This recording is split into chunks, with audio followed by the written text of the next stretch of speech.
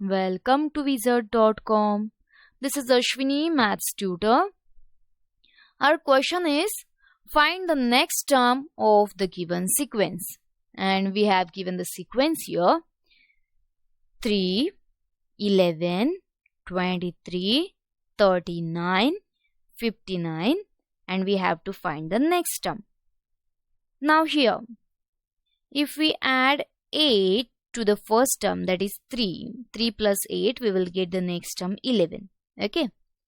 Then after 8, we will add 12 to that 11, we will get the next term 23. Okay. Then if we add 16 to that 23, we will get 39. Then if we add 20 to 39, we get 59.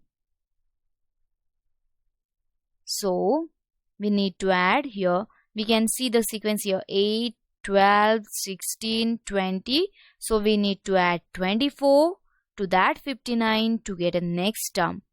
So 59 plus 24, we get 83. Hence the sequence be like 3, 11, 23, 39, 59, 83.